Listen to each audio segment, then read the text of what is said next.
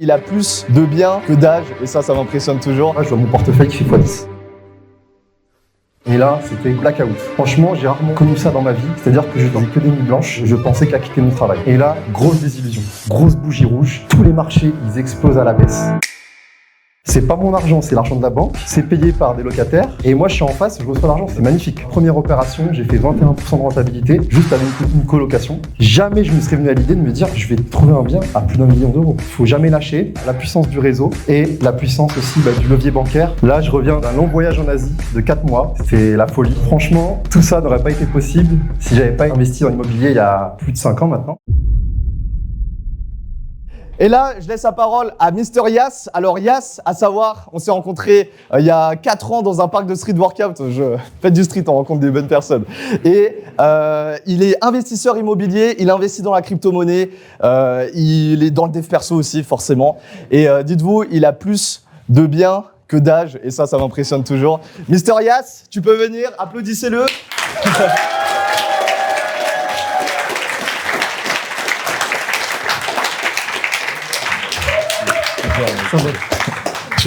C'est plaisir. On s'attaque. Bonjour à tous, ça fait très plaisir d'être devant vous actuellement. Là, je reviens d'un long voyage en Asie de 4 mois. C'était la folie, d'ailleurs, il y avait Cyril.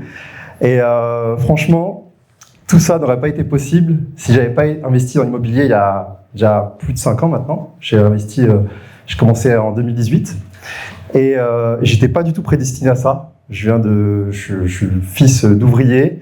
On m'a toujours dit que pour être libre et pour réussir dans sa vie, il fallait faire des études, ce que j'ai fait. J'ai eu un diplôme d'ingénieur et travailler dans des grands groupes pour avoir une renommée, etc.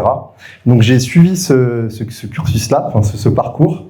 Mais très rapidement, je me suis rendu compte qu'en fait, j'étais pas à ma place, j'étais pas aligné. Le fait d'avoir des relations avec les collègues, j'étais comme un intrus en fait. Franchement, j'étais pas à ma place. Et au début, je savais pas ce qui clochait. Et je me suis dit c'est pas grave, je vais continuer et puis on verra ce que ça donne. Et donc c'est pour ça que voilà, de base, moi je viens d'une petite ville de Tours dans la région centre, et je suis arrivé à Paris justement pour construire ma carrière et justement réussir ma vie. Et en fait, de fil en aiguille. Moi, j'ai toujours été passionné de voyage. J'adore les voyages. Et c'est vraiment ça, je vous conseille à tous de voyager. C'est un truc de fou. C'est game changer. Franchement, là, les 4 mois que j'ai passés, c'était la folie. En termes de rencontres, en termes d'expérience, en termes de remise en question. C'est vraiment la folie. Et donc, moi, quand j'étais salarié, j'étais très limité. À chaque fois, il fallait que je demande à mon patron pour justement prendre des congés. Et j'avais pas cette liberté que je pouvais avoir. Par exemple, partir 4 mois, c'était impossible. Et donc, il a fallu que je trouve un moyen. Et je me rappelle, j'avais un ami qui était assez proche de ses sous, on va dire. Et il me dit tiens, tu sais que j'ai commencé à investir dans un actif digital. Je dis, c'est quoi? Il me parle des crypto-monnaies. Moi, je connaissais pas, c'était en 2017. Et je fais ok. Et en fait, il commence à plus en plus m'en parler. Il commence à mettre pas mal d'argent. Et je me suis dit, mais attends, c'est bizarre. Si lui, il met de l'argent autant, c'est qu'il y a un truc. Parce qu'il ne met pas de l'argent comme ça dans un actif sans que ce soit intéressant. Donc je me suis dit, j'ai commencé à m'y intéresser. Et donc j'ai commencé à mettre de l'argent dans des crypto-monnaies en 2017. Donc le Bitcoin, il était à 4000. J'ai investi aussi dans le XRP qui était à 14 centimes. Et là, je vois quoi? Je vois mon portefeuille qui fait x10. Et là, c'était gros blackout. Franchement, j'ai rarement connu ça dans ma vie. C'est-à-dire que je dormais pas de la nuit, je faisais que des nuits blanches. Et je pensais qu'à quitter mon travail. J'arrivais le matin, j'avais les yeux explosés au travail. Je travaillais dans un grand groupe bancaire. Et là, je me suis dit, waouh, je vais changer ma vie, c'est bon, je vais dire bye bye à tout le monde. Les crypto-monnaies, pour moi, c'est la solution. Sauf que, j'arrivais au mois de janvier 2018, et là, grosse désillusion, grosse bougie rouge. Tous les marchés, ils explosent à la baisse. Et là, je fais, waouh, c'est quoi ce truc? Pour moi, ça allait to the moon. Et ça y est, j'allais être millionnaire dans les prochains jours, quoi. Et le truc, c'est que je m'étais pas formé. Voilà, c'est ça, c'est que je m'étais pas du tout formé. Je connaissais rien au graphique, je connaissais rien à l'investissement. Et pour moi, ça allait à la lune, et voilà. Et donc, Mon rêve, il s'est un peu écrasé au sol suite à ça. Mais au fond de moi, je me disais non, je ne peux pas m'arrêter là. Il faut que je trouve une solution. Et en fait, j'avais pas d'idée de business. J'étais salarié. Ok, je gagnais bien, mais voilà, tranquille. Mais c'était pas suffisant pour que je sois libre. Et là, j'ai commencé à m'intéresser à l'immobilier. Et en fait, je me suis rendu compte que j'avais un pouvoir que beaucoup de gens ont.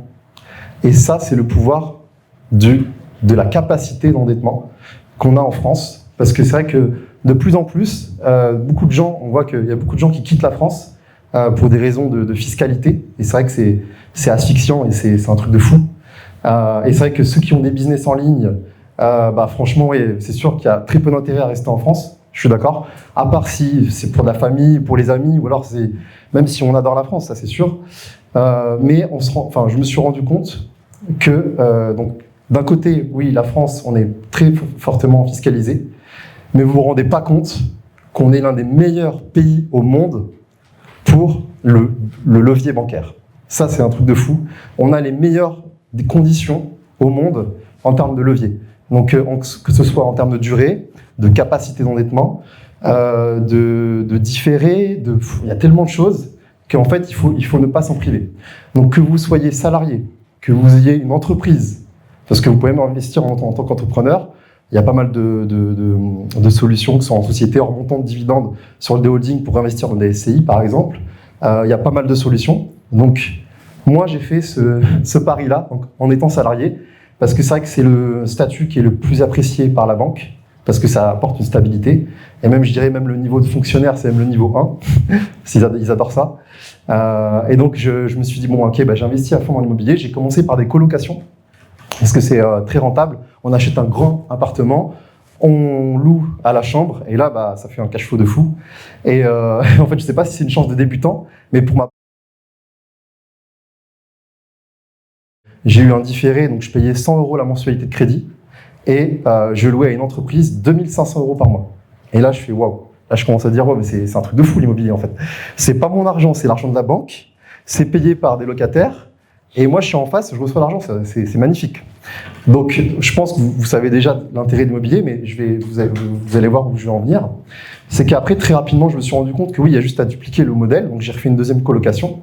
Mais c'était pas assez suffisant pour moi. C'est-à-dire que je voulais aller beaucoup plus vite. Parce qu'au début, moi, j'avais une vision où, bon, je vais acheter un appartement par an et puis on verra ce que ça donne et voilà.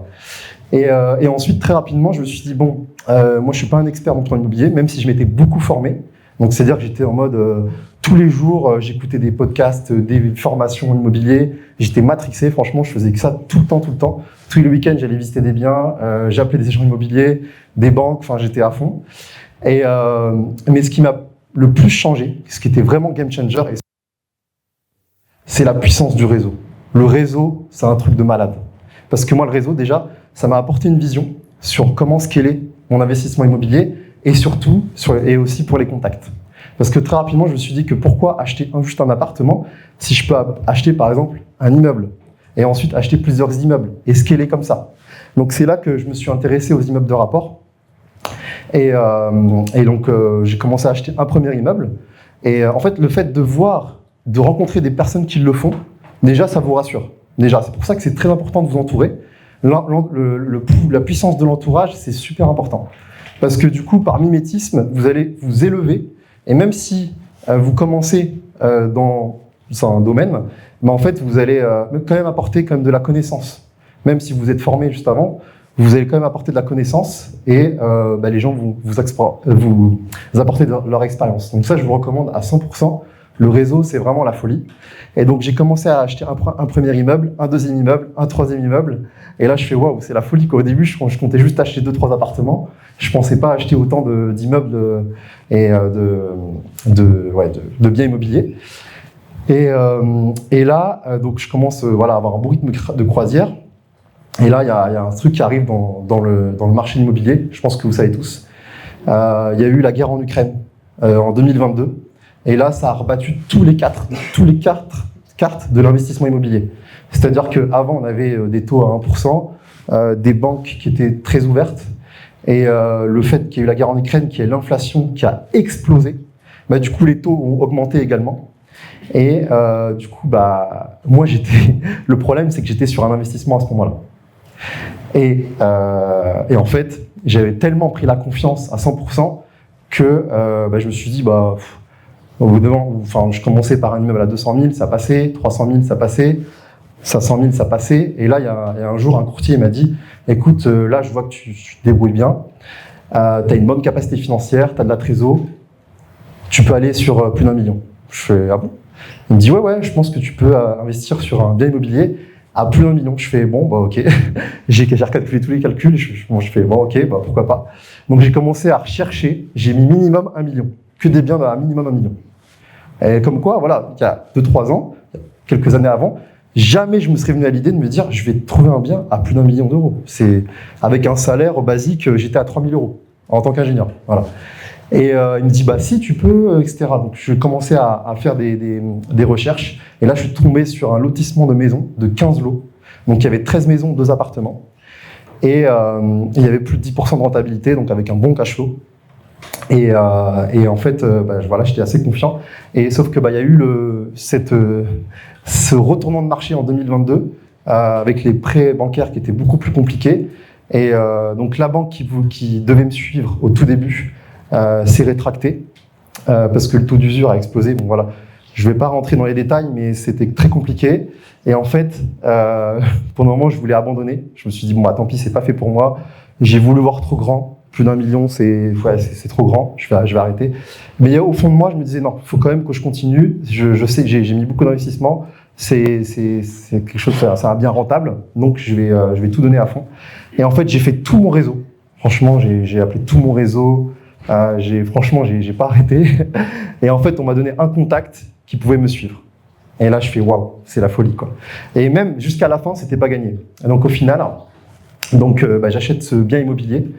Et là, je me rends compte que c'est un investissement de fou parce que ça a mis 1 an et demi. Donc, j'ai mis 1 an et demi avant le prêt. Heureusement, le vendeur, il n'était pas pressé parce que j'ai fait que de le tenir en haleine et il savait aussi la tendance du marché qui était compliquée, donc il a voulu attendre. Et tout ça pour vous dire que faut jamais lâcher, il faut avoir un réseau de fou. Moi, je l'ai pratiqué à fond. Pendant un moment, j'étais 3 à 4 fois par semaine en événement. J'ai fait quasiment tous les événements, immobilier, business, j'ai tout fait. Et puis, naturellement, j'aime repartager, j'aime partager de la valeur, j'aime bien m'entourer, c'est très important. Donc, c'est ce qui m'a permis aussi de lever autant et puis d'avoir une bonne capacité d'endettement et puis de scaler dans l'immobilier. Donc tout ça pour vous dire que la puissance du réseau et la puissance aussi du levier bancaire qui est très important en France, ça faut le souligner. On est l'un des meilleurs pays pour ça. Donc ne pas hésiter à faire ce levier-là. Et j'ai aussi il y a 3 compétences pour scaler dans l'investissement immobilier. La première compétence, c'est la chasse. Très important, c'est de trouver le bon bien, trouver le bien rentable. Donc ça, c'est grâce au réseau, parce que la plupart des biens qui sont en ligne, vous savez très bien que la plupart, ils sont pas vraiment rentables. On peut trouver sur des pépites, mais c'est rare. Donc moi, la plupart des biens que je les ai trouvés par réseau, j'ai rien demandé. C'est venu à moi, on m'a dit, il y a ce bien-là qui est rentable, let's go. Et c'est le réseau pour trouver des biens. Donc il faut être bon en chasse, bon pour trouver des financements. Pareil, le réseau. Même si au début, c'est bien d'aller voir sa banque historique, vous allez avoir des très bonnes conditions. Mais ensuite, c'est bien de scaler de demander au réseau. Et troisième, c'est de bien gérer à distance. Parce que moi, j'adore voyager et je veux pas être embêté, on va dire, par mon immobilier à l'autre bout du monde. Donc, tout ce qui est stratégie de location courte durée, même si je sais que ça peut être très bien géré, tout ce qui est stratégie un peu chronophage, je préférais éviter. Donc, c'est pour ça que j'ai préféré investir sur des immeubles de rapport, d'une pour scaler et de 2 pour que ce soit géré à distance. Donc, c'est la location longue durée, comme ils ont fait nos parents. Parce que souvent, les immeubles, les vendeurs, ils avaient plus de 50 ans, 70 ans, 80 ans. Et eux, ils ont suivi la même stratégie. Ils ont acheté il y a 20 ans, 30 ans. Et au final, là, maintenant, ils sont multimillionnaires grâce à l'immobilier. Et pourtant, ils ont juste investi. C'est l'histoire de temps, en fait. Plus tu investis tôt, mieux c'est. Donc, c'est pour ça qu'on dit toujours dans l'immobilier, le meilleur moment, c'est maintenant. Et donc, donc je voulais finir sur cette note-là. Donc, ces 3 compétences. Donc, la chasse, le financement et la gestion à distance. Voilà. Donc en tout cas, ça m'a fait plaisir de partager mon parcours avec vous et de vous donner un maximum de valeur. De toute façon, on va faire des questions à la fin. Donc si vous avez n'importe quelle question à me poser, je serai là pour vous répondre. Et puis je vous souhaite à tous de bons investissements.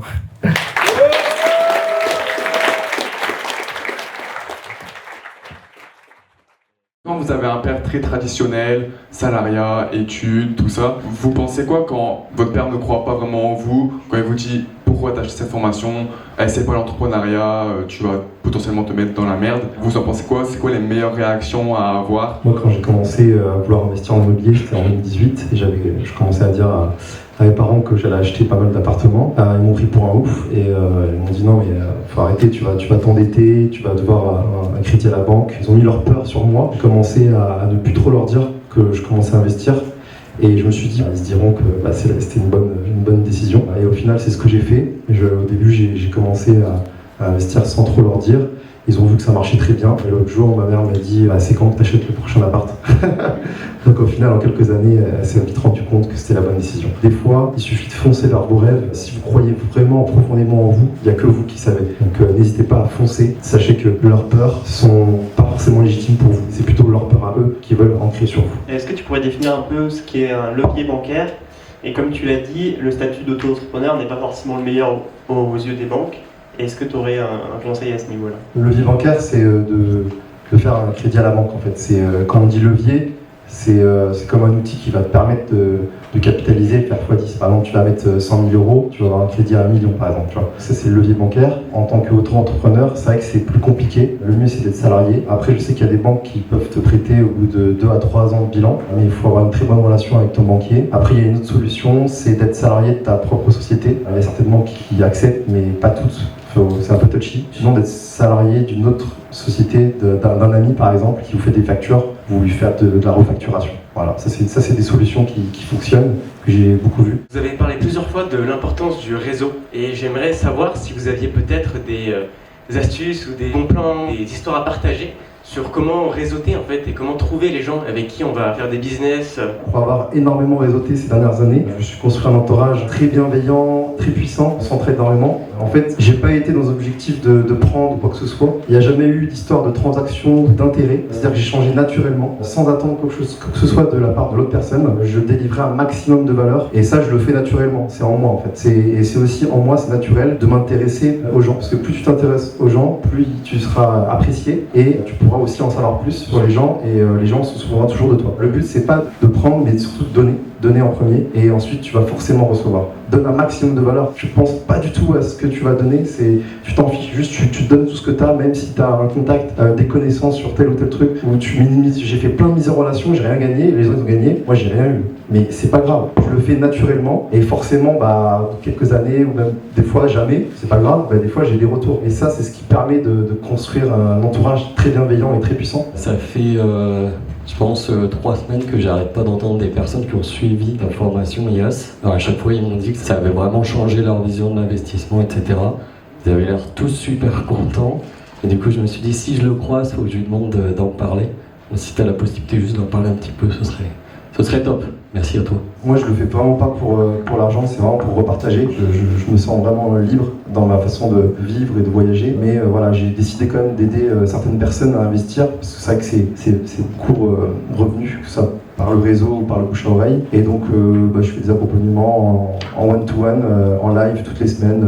Et ça se passe plutôt bien parce que je parle de la chasse, du financement bancaire. Je donne tous mes contacts aussi. Contacts de banque, contacts de chasseurs aussi. Et ensuite, je montre mes techniques pour trouver des biens et puis pour ensuite déléguer un parc immobilier. Donc le but, c'est de lever des millions. Donc il y a eu des très bons retours et des très bons investissements qui ont été faits dans ma ville natale ou même dans le nord de la France ou même ailleurs. Voilà, donc j'en suis très content quand je vois des réussites. Ça me fait très plaisir.